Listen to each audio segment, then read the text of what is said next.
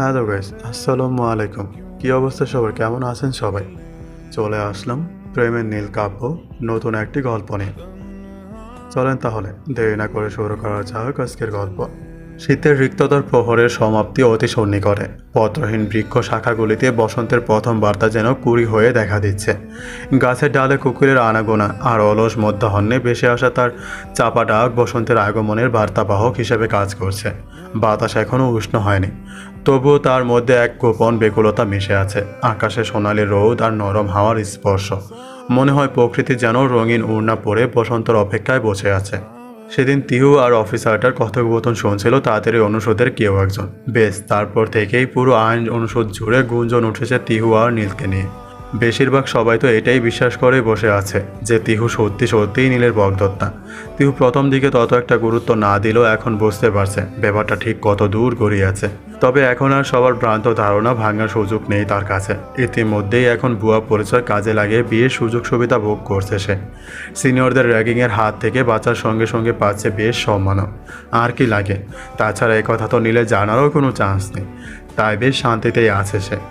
কাল বাদে পরশু ভার্সিটিতে পয়লা ফাল্গুন উপলক্ষে একটা সাংস্কৃতিক অনুষ্ঠান আয়োজিত হয়েছে, আর সেখানকার উদ্বোধনী নৃত্যের দলে রয়েছে তিহু আর মাহা দুজনে।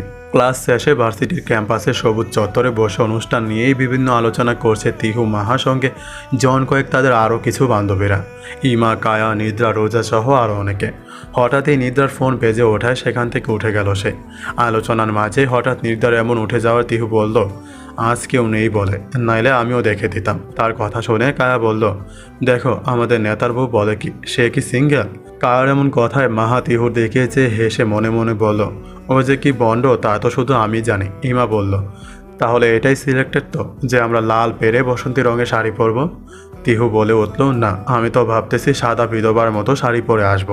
পয়লা ফাল্গুনের দিন কেউ রঙিন শাড়ি পরে নাকি? তিহুর এমন কথায় হেসে উঠল উপস্থিত সকলে।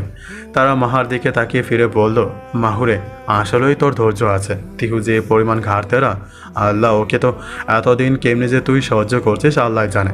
তিহু বলে উঠল, এত সহ্য করার কি আছে? তোরা যদি আগের মতো প্রশ্ন করিস তাহলে সে দোষ কি আমার? একটু আগেই তো সবাই মিলে সিদ্ধান্ত নিলাম যে লাল পেরে বসন্তী রাঙা শাড়ি পরা হবে। তারপরও কেন ইমা আবার একই প্রশ্ন করছে? নিদ্রা ফোনটা ধরতে ধরতে দ্রুত গেটের সামনে এসে দাঁড়ালো। সেখানে আগে থেকে অপেক্ষমান ছিল ইফাজ। তাড়িঘড়ি তাকে আসতে থেকে ইফাজ বলল, থাকো কোথায় তুমি? ফোন ধরতে কি বেশি কষ্ট হয়ে যায়? সেই কখন থেকে তোমাকে ফোন দিয়ে চলছে। নিদ্রা দ্রুত এগিয়ে এসে বলল, এত রাগ করার কি আছে? বললাম তো সরি। তুমি যখন নীল ভাইয়ের সাথে মিটিংয়ে থাকো তখন কি আমি কখনো তোমাকে বলেছি কেন ফোন ধরনি? ইফাজ বলে উঠল, এখানে নীল ভাইয়ের কথা আসলো কোথা থেকে? নিদ্রা বলে উঠল, থেকে মানে? তুমি যেমন নীল ভাইয়ের সাথে মিটিংয়ে ব্যস্ত থাকো, আমিও তেমন তার ওয়াইফের সাথেই ব্যস্ত থাকি। তার ফিয়ন্সির সাথে ভার্সিটির একটা ইম্পর্টেন্ট বিষয় আলোচনা করছিলাম। নিদ্রার এমন কথায় ইফাজ অবাক কণ্ঠে বলল, নীল ভাইয়ের ফিয়ন্সি মানে? নিদ্রা বলে উঠল, ফিয়ন্সি মানে ফিয়ন্সি? মা, তুমি জানো না নীল ভাইয়ের ফিয়ন্সি তো আমার সাথেই পড়ে, একই ডিপার্টমেন্ট। ইফাজ ব্রু কুচকে তাকালো নিদ্রার দিকে। যেখানে নীলের সঙ্গে সার্বক্ষণিক ওঠা বসা তার, সেখানে নীলের ফিয়ন্সের কথা সে জানে না, অথচ তার গার্লফ্রেন্ড জানে। কেমনে কি? ইফাজ বলে উঠল, তোমার মাথা কি ঠিক আছে? ভাইয়ের ফিয়ন্সি কী করে আসবে? ভাইয়ের সঙ্গে সার্বক্ষণিক থাকি আমি, ওয়ান কাইন্ড অফ ভাইয়ের ডান হাত আমি। সেখানে আমি কিছু জানি না, তুমি জানো? নিদ্রা বলে উঠল, আহারে, নীল ভাইয়ের ডান হাতে আমার। ডান হাত না, ছাতার মাথা তুমি। সব কিছু জানো আর এটা জানো না? তিহুকে স্বয়ং এমপি সাহেব নিজে তার পরিচয় গোপন রাখতে বলেছেন। ইফাজ এবার সত্যি সত্যি কনফিউশনে পড়ে গেল। তাহলে কি নিদ্রার কথাই সত্যি? তাছাড়া সে তো নীল ভাইয়ের মায়ের কাছেও শুনেছিল একদিন হুট করেই তাদের সামনে নীল ভাইয়ের বুকে হাজির করবেন তিনি। তাহলে কি এটাই সেই মেয়েটা? সে দ্রুত নিদ্রার দিকে ফিরে বলল, কোথায় সেই মেয়েটা? নিদ্রা তৎক্ষণাৎ ক্যাম্পাসের মধ্যে থাকা একটা মেয়ের দিকে আঙ্গুল তুলে দেখালো। ইফাজ নিদ্রার আঙ্গুল অনুসরণ করে সেদিকে দৃষ্টি মেলাতেই দেখতে পেল অনেকগুলো মেয়ের মাঝখানে বসে আছে একটা মেয়ে, পরনে off white colour Pakistani dress, হালকা লালচে, চুলগুলো বাঁধন হারা, হালকা বাতাসে বিক্ষিপ্তভাবে উঠছে তারা। চুলগুলো মুখের উপর সে পড়ায় ভালোভাবে বোঝা যাচ্ছে না মেয়েটির মুখ। তবে ইফাজ যতদূর বুঝলো মেয়েটির সৌন্দর্য নেহাতেই কম নয়। যদিও তাকে বেশ ভালো করে দেখা যাচ্ছে না, তবুও লাবণ্যময়ী মেয়েটাকে একবার নিজেদের প্রিয় ভাইয়ের পাশে কল্পনা করলো সে। মাশাল্লাহ, ভালোই মানিয়েছে তাদের। তবে ইফাজ এখন বিশ্বাস করতে পারছে না যে তাদের প্রিয় ভাই তাদেরকে কিছু না জানিয়ে পাত্রী ঠিক করে রেখেছে। ভার্সিটির ক্লাসের রিহার্সাল শেষ করে প্রধান সড়কের পাশের ফুটপাথ ধরে গল্প করতে করতে যাচ্ছিল তিহু আর মাহা। হঠাৎই পিছন থেকে কেউ একজন তিহুর মাথায় এক গাঁটটা বসিয়ে দিল। হঠাৎ এমন আঘাতে মৃদু শব্দ করে পিছনে তাকালো সে। পিছনে উপস্থিত ব্যক্তিটাকে দেখে দাঁতে দাঁত চেপে সে বলল, তুই? তিহুর দৃষ্টি অনুসরণ করে পিছনে তাকালো মাহা। উপস্থিত ব্যক্তিটাকে দেখে সে অবাক হয়ে বলল, তুই কখন আসলি? তাদের পিছনে দাঁড়িয়ে আছে দুই নিবিড় সখীর আরেক সঙ্গী, ছিপছিপে গড়নের মাঝারি আকৃতির এক তমাটি পুরুষ, রিশাদ আহমেদ। রিশাদ অবশ্য তাদের দুজনের বেস্ট ফ্রেন্ডই বলা চলে। তারা তিনজনই একসাথে চান্স পেয়েছিল ডাবিতে। তবে একটা সমস্যার দরুন ঢাকায় আসতে কিছুক্ষণ বিলম্ব হলো রিশাদে। কিন্তু হুট করেই তাকে দেখে অবাক হলো তিহা মাহা দুজনেই। মাহার জবাবে রিশাদ কিছু বলার আগেই তিহু বলল, কবে আসলো সে কথা না হয় পরে শুনবো, তার আগে বলতো আমার মাথায় মারলি কেন? রিশাদ এবার তিহুর মাথায় আরেকটা গাঁটটা দিয়ে বলল, বেশ করেছি, আর একবার শোন, আবার মারবো। তিহু তাকে কিছু বলতে যেতেই মাহা বলল, রাস্তার মাঝখানে কী করছিস তোরা? তিহু বলে উঠল, ও আমার মাথায় মারল কেন? মাহা বলল, সেটা না হয় বাসায় গিয়ে শোনা যাবে। আর রিশাদ, তুই থাকার ব্যবস্থা করতে পারছিস তো? রিশাদ বলে উঠল, থাকার ব্যবস্থা করতে পারবো না মানে? আমার জিনিস, আমি যে জায়গায় যাব সেই জায়গায় ফ্ল্যাটের লোকজনই আমার জন্য বাসা ছেড়ে দেবে। তিহু বলে উঠল, ও লে আইসে আমার নবাবজাদা। তারা তিনজন মিলে এমনই হাজারো বন্ধুত্ব সুলভ দুষ্টামিপূর্ণ কথা বলতে বলতে এগিয়ে চলল বাসার দিকে। হঠাৎই রিশাদ তিহুকে বলল, বান্ধবী? তিহু বলল, বলে ফেল, কান খোলাই আছে। রিশাদ বলে ফেলল, শুনলাম তোরা নাকি ঢাকা শহরে এসে গুন্ডামি শুরু করেছিস। তিহু বলল, ওয়ান কাইন্ড অফ। রিশাদ বলল, মাহা নাকি একটার মাথায় ফাটিয়ে দিয়েছে। তিহু বলল, আমাদের জায়গায় তুই যদি থাকতিস না তাহলে সেই জায়গায় বেটা বাঁচত কিনা সন্দেহ। রিশাদ বলল, সেটা ঠিক, কিন্তু তুই আমাকে এটা বলতো তোর নাকি এলাকার এমপি ছেলের সাথে বিয়ে ঠিক হয়েছে। কথাটা বলেই হেসে দিল রিশাদ। তা দেখে তিহু বলল, ওই দিন যদি ওই বেলার কথা না বলতাম না তাহলে এতক্ষণ ধরে বাইরে থাকতে পারতাম না, সোজা লাল দালানে। রিশাদ বলে উঠল, তাই বলে সরাসরি নেতার বউ? তিহু বলল, তোকে এত কথা কে বলল রে? রিশাদ মাহার দিকে ফিরে বলল, আমার বান্ধবী আছে না। তিহু বলে উঠল, ও আইসে, তাই বল, তা তুই কি তোর বান্ধবীকে ভালো বললি? আমি মারলেও ওই লোকের লেগেছে কি লাগেনি জানি না, কিন্তু ওই বেডি তো সরাসরি মাথায় ফাটিয়ে দিয়েছে। মা বলে উঠল, ওই বেড়ার কপাল ভালো যে এখানে পুলিশ চলে এসেছিল, না হলে ওর যে আরও কি ফাটাতাম, গড নোস। তিহু বলে উঠল, এই না হলে আমার বেস্টি, চালিয়ে যাও বেবি, আমি তোমার সাথেই আছি। আয়াজ ভাই। ঘড়ির কাঁটায় রাত 12টা চলমান, শীতের নিস্তব্ধ এক গভীর রজনী। আয়াজ হোসেন এসেছে নীলের কাছে। প্রায়শই রাতে দলীয় সদস্যের সাথে ছোটোখাটো একটা আলোচনা সভা করার অভ্যেস আছে নীলের। আজকেও ঠিক তেমনই একটা ছোটোখাটো মিলায়তন থাকায় সেখানেই যাচ্ছিল সে। হঠাৎই এই নিস্তব্ধতার মাঝে এক মেয়েলি ঋণে কণ্ঠে থমকালো তার পথচরণা। কণ্ঠটা তার অতি পরিচিত ঠেকল। চমকে পিছনে ফিরল সে। তার পিছনে দাঁড়িয়ে আছে নীল স্কার্ট আর অফ হোয়াইট টপসে আবৃত এক অষ্টদশী কন্যা, যার বাতি স্বচ্ছ আলোয় তার সুশ্রী মুখাবয়ব স্পষ্ট। মুহূর্তেই তাকে চিনে ফেলল আয়াজ। মেয়েটি আর কেউ নয়, তাদের প্রিয় নেতা ওয়াহাজ খান নীলের একমাত্র ছোট বোন ওয়াসফিহা খান নাহা। তাকে দেখেই আয়াজ অপ্রস্তুত হেসে বলল, কিছু বলবে নাহা? নাহা বলে উঠল, আয়াজ বলল, বলো। শব্দগুলো যেন কণ্ঠ দিয়ে বের হতে চাচ্ছে না নাহার, অথচ তার কাছে অনেক কিছু বলার। নিজেকে তটস্থ করে শুকনা একটা ঢোক গেলে সে শুধু বলল, এত রাতে? আজ সামান্য হেসে বলল, আসলে স্যার আসতে বলেছিলেন এই জন্য। নাহা বলে উঠল, হো। নাহা কথাটা বলেই চুপ হয়ে গেল। আজ মুহূর্তখানেক দাঁড়ালো নাহার আর কিছু কথা বলার অপেক্ষায়, তবে সে নিশ্চুপ। তাই আয়াজও আর দাঁড়ালো না। সে চলে যেতেই নাহার হাত মুষ্টিবদ্ধ করে পা দুটি দিয়ে ফ্লোরে সামান্য আঘাত করে বলল, তুই কোনোদিনই কি আয়াজ ভাইয়ের সামনে ঠিকমতো কথাটাও বলতে পারবি না? একটু আগেই না প্র্যাকটিস করলি, আর এখানে এসে সব গুলিয়ে খেয়ে ফেলেছিস। শুধু শুধু কি আর নিহিত ভাই তোকে হাবলি বলে? ঠিকই বলে, নিজেকে হাজারটা বর্ষনা দেওয়া শেষ। মুখটা বাংলা পাঁচের মতো করে রোমের দিকে পা বাড়ালো নাহা। তাহলে কালকেই ফাইনাল, শিওর বল কিন্তু। যদি তোরা শিওর হস তাহলে আমি কোনো না কোনোভাবেই বাম্মাকে রাজি করতে পারলে কেলাফতে বাবাকে নিয়ে আর কোনো সমস্যা হবে না। বন্ধুদের সাথে নাইট আউটে ঢাকার বাইরে যাওয়ার জন্য শীতের এমন রুক্ষ হওয়ার মাঝেও ছাদে দাঁড়িয়ে প্ল্যান করছিল নিহিত। কেননা রুমে কথা বলাটা অন্তত রিক্সের, যদি কেউ শুনে ফেলে। এমনিতে এই বাড়ির কারোই নাইট আউটে যাওয়ার অনুমতি নেই, তার উপর আবার ঢাকার বাইরে। ওরে বাপরে, বাড়ির কর্তা যদি জানতে পারে তাহলে খবর আছে নিহিতে। হঠাৎই পেছনে করে উপস্থিত অনুভূত হয় তার। তৎক্ষণাৎ পিছনে তাকাতেই সে দেখতে পায় কোমরে দুই হাত বেঁধে দাঁড়িয়ে আছে তার জীবনের একমাত্র সমস্যার সৃষ্টিকারী, তার বড় ফুফু ছোট মেয়ে রাফিয়া হক ওরফে রাফা। রাফাকে দেখে ভূত দেখার মতো চমকে ওঠে নিহিত। গেল রে গেল, সবটা গেল। যার থেকে বাঁচার জন্য এই শীতের তীব্রতার মাঝেও ছাদে এসে দাঁড়িয়েছি, সে ভূত তিনেটেই তার পিছনে। নিহিত দ্রুত কল কেটে ফোনটা রেলিংয়ের উপরে রেখেই এগিয়ে যায় তার দিকে। এদিকে রাফা কোমরে হাত বেঁধেই বলল, আরে বাস, নাইট আউট। ও এমজি, এটা তো এক্ষুনি বড় মামুকে না জানাতে পারলে আমার পেটের ভাত হজম হচ্ছে না। ওকে নিহিত ভাই, বেস্ট অফ লাক। আমি এক্ষুনি যাচ্ছি মামুর কাছে। কথাটা বলেই সে পা বাড়াতে যেতেই পিছন থেকে তার হাতটা খপ করে ধরে বসে নিহিত।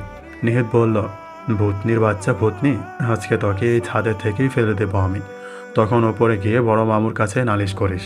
নিহিতের এমন কথায় কিছুটা ভয় পায় রাফা। ঠোঁট নাড়িয়ে বড় মামুকে ডাকতে যাওয়ার আগেই নিহিত এক হাত চেপে ধরে তার কোমল উষ্ঠদয়। ভয় চোখে বড় বড় হয়ে যায় রাফার।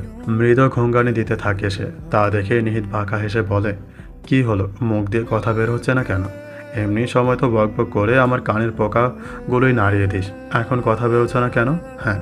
ষোড়শী কন্যাটার এবার সত্যি সত্যি ভয় হতে লাগলো। তার থেকে বয়স প্রায় 5 বছরের বড় এক ছিপছিপে গড়নে সুঠাম দেহী পুরুষের সামনে নিজের ক্ষীণ শরীরের সর্বোচ্চ শক্তি প্রয়োগ করলেও লাভ হলো না যেন।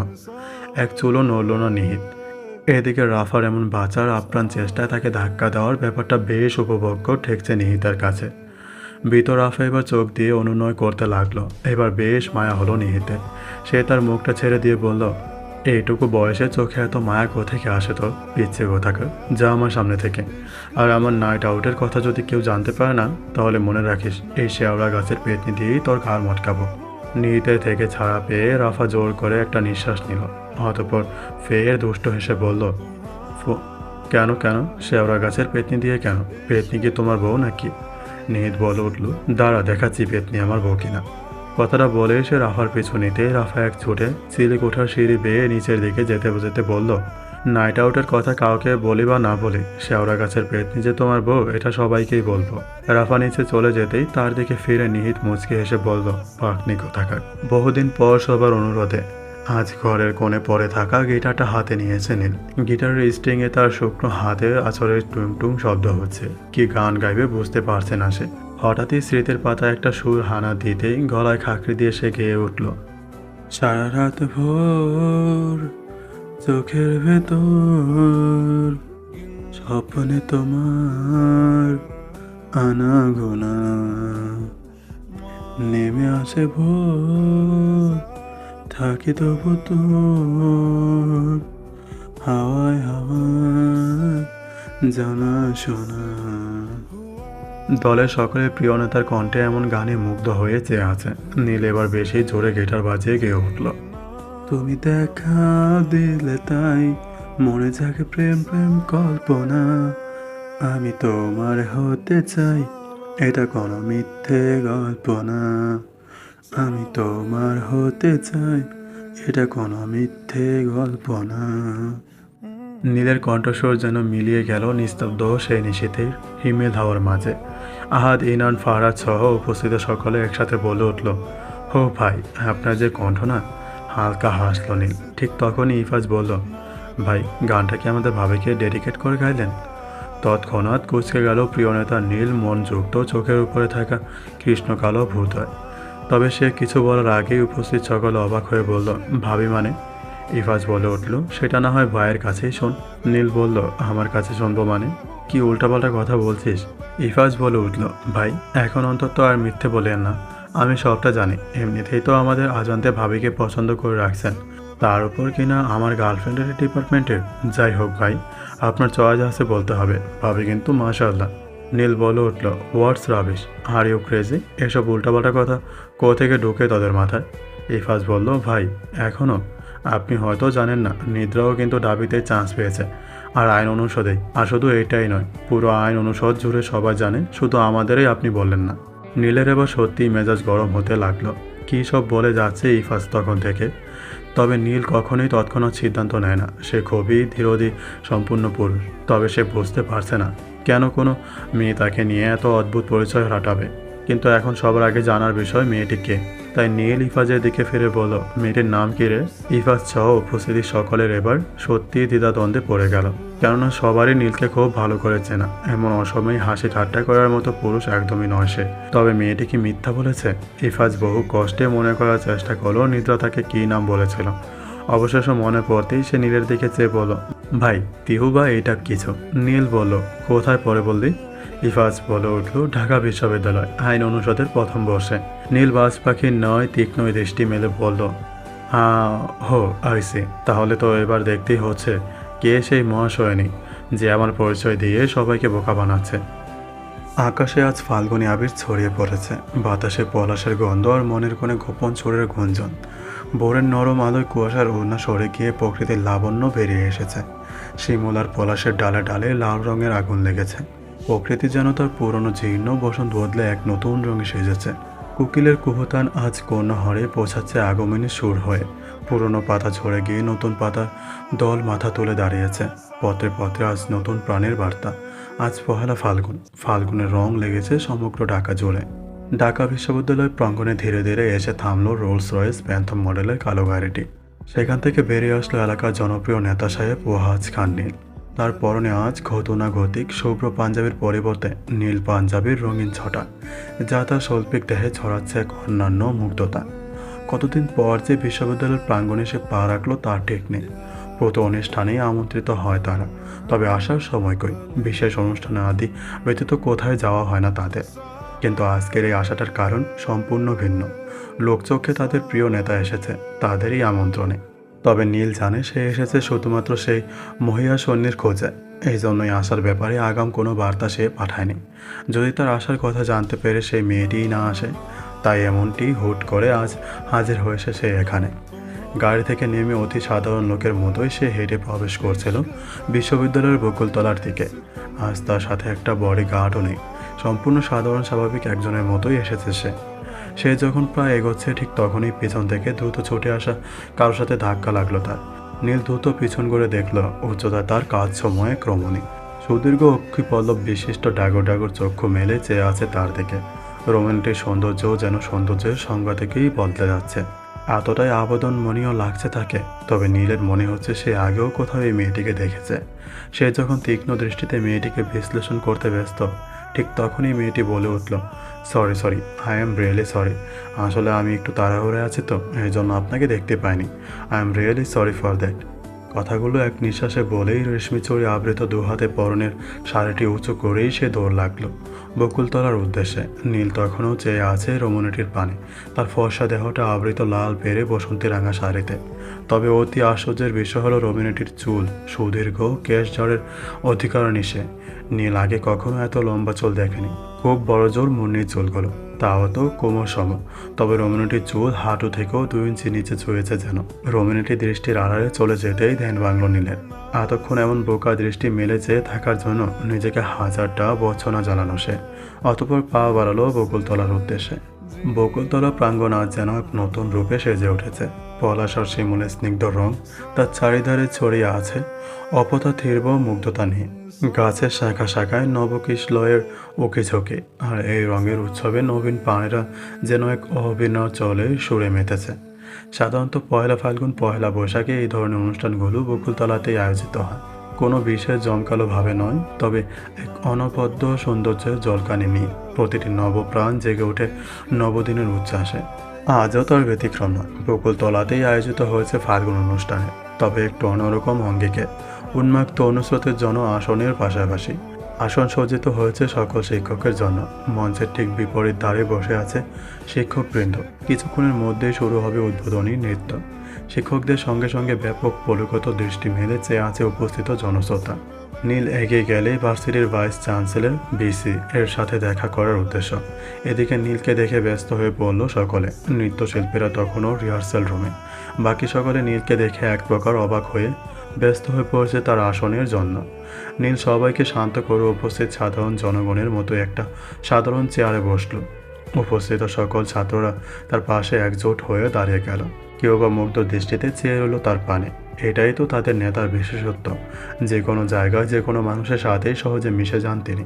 তবে বসার আগে সে ভাইস চ্যান্সেলর ভিসি এর সাথে একান্তই কিছু একটা বলল। ভিসি স্যার সামান্য হেসে মাথা নেড়ে সম্মত জানালো। মুহূর্ত কয়েকের মাঝে শুরু হলো উদ্বোধনী নৃত্য।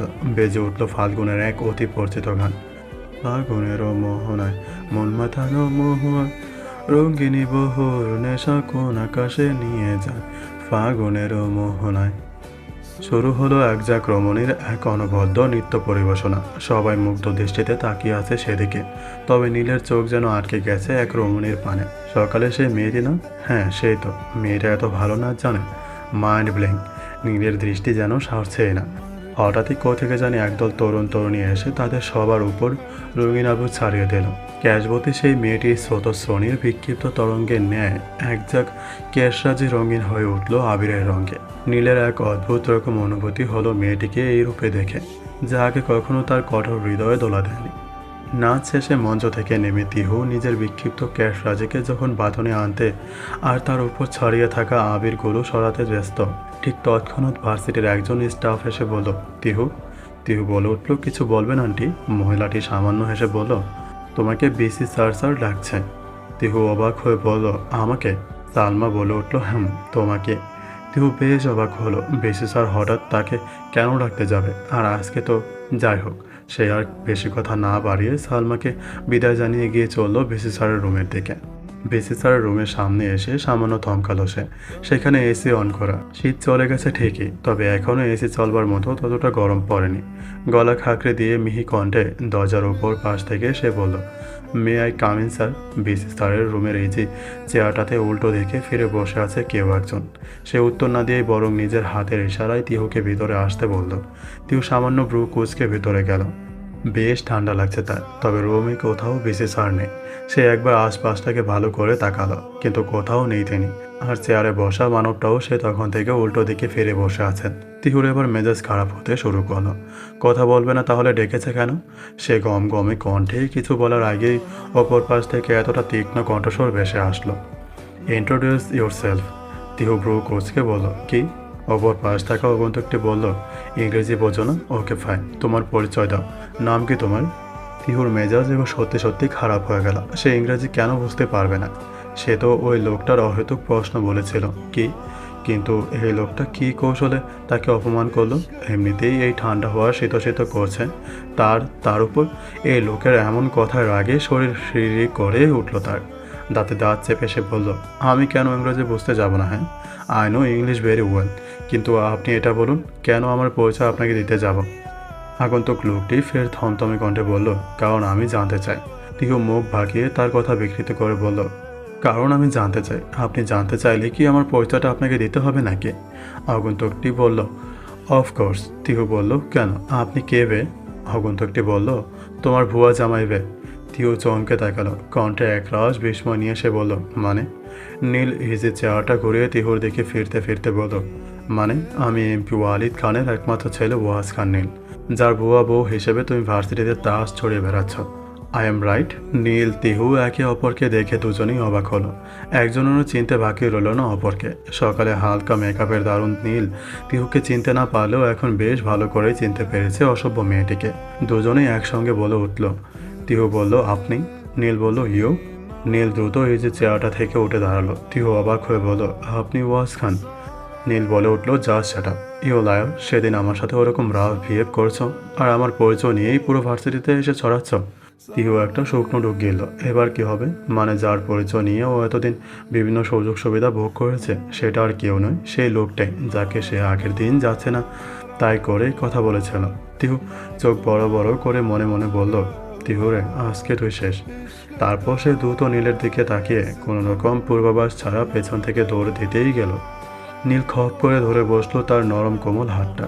তিহু অপর হাত দ্বারা নিজের শরীরের আঁচল খামচে ধরে তীব্র বেগে চোখ দুটি খিঁচে বন্ধ করে নীলের দিকে ফিরল। তারপর বড় একটা শ্বাস নিয়ে এক নিঃশ্বাসে বলতে লাগলো, সরি, আসলে আমি বুঝতে পারিনি। I really soft that. আমি আর কখনো কোথাও মিথ্যে কথা বলবো না। প্লিজ এই ব্যাপারটা ভার্সিটির কাউকে জানাবেন না একদমই, প্লিজ। আর সে আর কিছু বলতে গেলেই নীল তাকে থামিয়ে দিয়ে বলল, জাস্ট কিপ ইউর মাউথ শাট। যে প্রশ্ন করেছি তার বাইরে একটা কথা যেন না শুনি, আন্ডারস্ট্যান্ড? তিহু চোখ দুটো বন্ধ রেখেই বলল, আচ্ছা। নীল তার হাত ছেড়ে দিয়ে বলল, introduce yourself. At first tell me your name. Tihu এক নাগাড়ে বলতে লাগলো, আমার নাম নুরাইন হক তিহু।